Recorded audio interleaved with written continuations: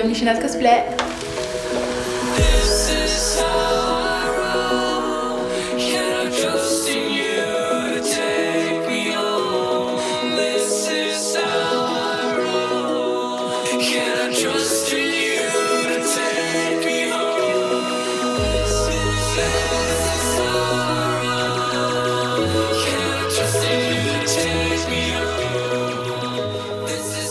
Princesse des coutures impeccables et de la broderie de haute précision, Nadie nous parle avec franchise de sa passion.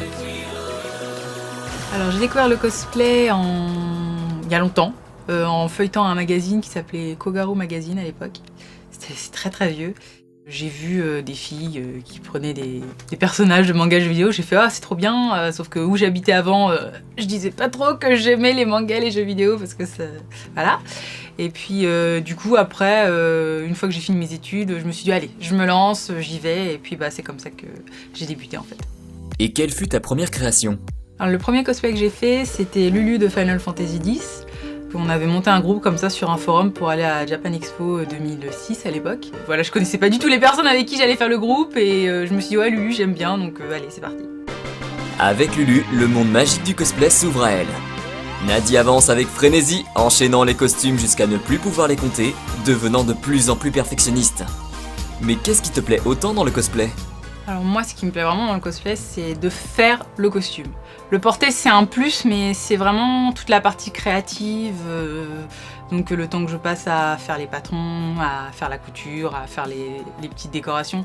Porter le costume j'aime beaucoup, passer sur scène j'aimais beaucoup à une époque, maintenant j'aime toujours mais j'ai un peu épuisé mon stock d'idées de presta, alors du coup je sais plus trop quoi faire maintenant. Puis il faut toujours faire plus.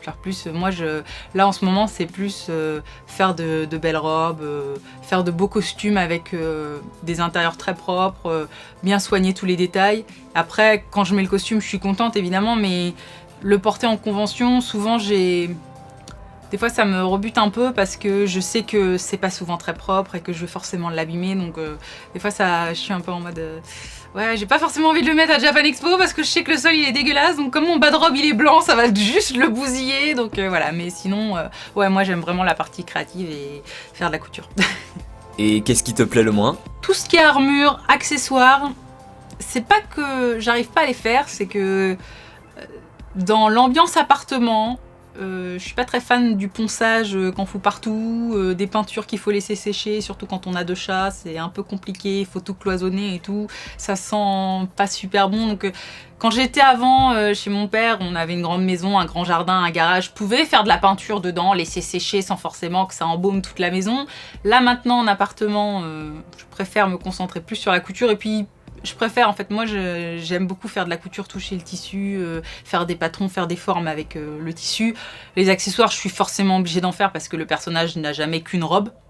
Mais c'est vrai que c'est quelque chose que je fais en deuxième point.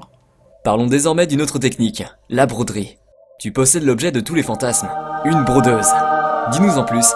En fait, la plupart du temps, quand je fais un costume, je commence déjà tous mes designs sur ordinateur. Et après, avec la brodeuse, c'est vrai que on peut directement apporter le motif dans la brodeuse. Mais il y a quand même un travail à faire par derrière, de vectorisation du motif, de calibrage sur le costume. C'est un peu compliqué parce que on peut broder une rose comme ça en plein milieu d'un tissu, c'est pas pour ça qu'elle sera bien placée par rapport au reste, donc il faut déjà savoir bien la taille qu'on veut la faire, où elle va être placée, etc. Donc c'est un peu compliqué. Moi j'aime bien avoir un peu ce challenge de placement de broderie, de bien mettre en place tout comme il faut. Des fois j'ai l'impression que les gens pensent que ouais c'est trop facile, t'as une brodeuse, ça t'a tout fait. Non, ça m'a pas tout fait, loin de là. C'est-à-dire que pour arriver au résultat final, il y a quand même beaucoup de travail. Moi j'ai une fois un ami qui est venu, il a vu la brodeuse qui était en train de marcher. Ah ouais, c'est facile la broderie. Ouais, enfin, j'ai passé 5 heures la veille à faire le motif, à tout rentrer correctement pour que ce soit comme ce que tu vois maintenant. C'est-à-dire que la partie où elle brode, disons, c'est un peu la dernière étape. C'est comme quand on fait de la couture. C'est-à-dire qu'il y a toute la partie patronage, traçage, découpe. Une fois que tout est bien découpé, bien tracé, passer dans la machine à coudre, disons que c'est l'étape finale, pour moi c'est le plus simple. Donc dans la broderie c'est pareil, c'est toute la partie avant de mettre son tissu dans le cadre et de foutre le cadre à broder qui est un peu compliqué. Donc moi j'aime beaucoup ça. Un travail que tu affiches régulièrement sur les réseaux sociaux. Mais qui est donc cet intrus sur tes whips ? Pourquoi Wally ? Alors Wall-E, c'est un Disney que j'ai mis longtemps avant de me mettre là à le regarder parce que je me dis ouais, c'est pas une princesse, ça va être nul et tout. En fait, je l'ai regardé, j'ai adoré. Il est génial. Donc si vous l'avez pas vu, regardez-le. Comme j'aimais beaucoup le personnage, il y a mon copain qui m'a offert la petite figurine pour Noël. Petite anecdote marrante, c'est que quand il m'a tendu la figurine, il y a une amie qui m'a envoyé un SMS. Et en fait, ma sonnerie d'SMS, c'est le tada de Wall-E. Donc du coup, au moment où il me tend la figurine, je reçois le SMS. Et j'ai fait oh putain, ça tombe pile poil. Pour le nouvel an, je me suis dit oh tiens, je vais faire une photo sympa avec Wall-E qui dit bonne année. Puis les gens ont beaucoup aimé, je me suis dit allez tiens, je vais m'en servir pour faire tous mes whips. Et du coup depuis je fais des whips avec Wall-E. Puis ça marche bien, donc je continue quoi. Superviseur des travaux, petite main et mannequin, Wall-E est le compagnon idéal pour tout cosplayer exigeant. Avec l'aide de ton petit compagnon, comment choisis-tu les chantiers à entreprendre? Soit c'est un personnage que j'affectionne beaucoup, soit c'est qu'il y a une difficulté particulière à faire le costume, soit c'est parce que quand j'ai vu l'image, j'ai fait « Ah, c'est trop beau, j'ai envie de le faire !» Il m'est arrivé de faire des cosplays de personnages que je connaissais pas du tout parce que, par exemple, Esther, je connais pas... Je connais un peu le caractère du personnage, mais je me suis pas plus intéressée que ça à la série. C'est vraiment la robe qui me plaisait parce que j'aime beaucoup les grosses robes. Après, il y a des costumes comme Jasmine, c'est parce que j'aime beaucoup Aladdin. Mais souvent, c'est plus par rapport au design du personnage que par rapport à son caractère en lui-même. Mon préféré pour le moment, ça va être Esther parce que c'est celui que je pense j'aurais pas pu mieux faire. Enfin, pas pour me vanter, mais j'ai vraiment mis tout ce que j'avais dans ce costume. La première fois que je porte Esther en entier, la seule chose que je ressens, c'est « Ah, il est super lourd !» Il va falloir que je le tienne pendant une journée. Surtout qu'en plus, j'ai eu la bonne idée de l'essayer pendant la super canicule avant Japan Expo. Donc il faisait super chaud dans l'appartement. C'était... Après, on ressent une petite fierté quand même de se dire c'est fini. Ça fait 2 mois que je bosse dessus. Ça y est, j'ai plus que 2-3 petits trucs à fignoler. Après, quand je l'ai mis en convention, c'est toujours satisfaisant de voir les gens qui disent oh, il est trop beau, ah, c'est super, j'adore et tout, qui regardent tous les petits détails. Ça fait plaisir en fait. Ça veut dire qu'on n'a pas passé 2 mois à faire un truc qui ressemble à rien. Et puis les gens l'attendaient aussi parce que je mettais beaucoup de whips sur ma page. Du coup, ils voulaient vraiment voir ce que ça donnait en vrai. Donc ça amène encore plus d'attentes de la part du public. Et le public, c'est un peu le plus important quand on fait du cosplay parce que si c'était pour faire du cosplay dans sa chambre et s'il n'y a pas des gens qui ont un retour dessus, ça sert à rien. Donc moi, c'est vraiment ce que vont penser les gens et c'est vrai que les retours ont été plutôt bons avec ce costume. Donc j'ai été très très contente d'avoir passé autant de temps dessus et d'avoir mobilisé autant de petites mains pour me coller les perles partout. Après un passage à l'ECG, Esther s'envole pour le Brésil. Ses plages, ses danseuses de samba et sa Yamato Cosplay Cup. Alors, la Yamato Cosplay Cup, c'est vraiment super. Enfin, moi j'ai beaucoup aimé dans le sens où il y avait un échange avec les autres participants.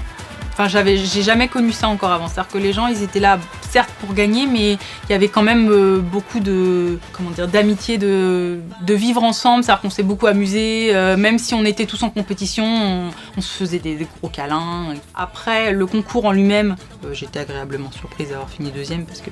disons qu'en fait, je savais que mon costume était bien. Mais j'avais toujours cette appréhension prestation. Ils ont des façons différentes de voir les choses, les prestations ne sont pas du tout pareilles. Moi, je suis arrivée avec mon esprit prestation française, c'est-à-dire c'est un solo, donc je suis seule sur scène. Il faut savoir que là-bas, on a le droit d'avoir 1 ou 2 autres personnes avec nous pour bouger les décors, pour faire des interactions avec nous. Donc il y a même celui qui a gagné, qui a utilisé la vidéo en se servant des effets visuels de la vidéo pour simuler que son arme tirait. Enfin, c'est quelque chose, nous en France, la vidéo, c'est super rare qu'on y ait le droit. Et quand on y a le droit, on sait jamais comment ça va rendre. Donc c'est sûr que sa prestation, elle rendait bien parce qu'il y avait l'écran derrière qui faisait des effets. Il y avait une de ses amies qui activait son monstre. Nous, en France, si on veut qu'un monstre s'active sur scène, il faut qu'on pense nous-mêmes seuls comment on va faire pour le faire bouger. C'est-à-dire que soit on prévoit de la mécanique, soit on active avec des fils transparents, mais ça va forcément se voir. Là, le fait d'avoir quelqu'un avec soi, ça change tout au niveau de la prestation. Et moi, je savais pas que j'avais le droit de faire ce genre de choses. Enfin, je sais que c'est la prestation qui a fait que je n'ai pas été première. On a reçu les notes après, et au niveau costume, j'étais la meilleure. C'est la prestation qui m'a fait pêcher. Mais ça, je le savais. Donc c'est vrai que j'avais une petite appréhension de ça. Et puis de toute façon, j'y allais pour le fun, pour voir ce que c'était, pour découvrir le Brésil. Grâce à tes récents succès et à ton savoir-faire, envisages-tu de devenir professionnel? Quand j'étais au lycée, je faisais des sites internet pour mon plaisir. J'ai voulu en faire mon métier, maintenant ça m'énerve. Donc j'ai pas du tout envie de faire la même chose avec la couture. C'est-à-dire que je veux faire des choses pour moi parce que ça me plaît et j'ai pas envie qu'il y ait quelqu'un qui vienne me dire je veux ça, je veux ça, je veux ça. Que la couture ça reste une passion et c'est mieux comme ça. Et pour terminer notre rencontre, parle-nous un peu du costume que tu as choisi de mettre en avant aujourd'hui. Alors, je vais vous présenter Elise d'Assassin's Creed parce que j'aime beaucoup ce personnage. C'est un personnage important dans Assassin's Creed et il est féminin. Alors, malgré que j'ai déjà fait des personnages féminins d'Assassin's Creed avant, c'est vrai que la Elise, elle avait quand même un rôle assez important dans Unity. Et puis j'aime beaucoup sa tenue de combat, j'avais beaucoup apprécié sa robe. L'époque à laquelle ça se passe, c'est une époque de l'histoire que j'aime beaucoup parce que si j'aime beaucoup Assassin's Creed, c'est aussi en grande partie parce que c'est une fresque historique. Avec Assassin's Creed, on peut rester dans le cosplay tout en essayant de faire des choses un peu d'époque.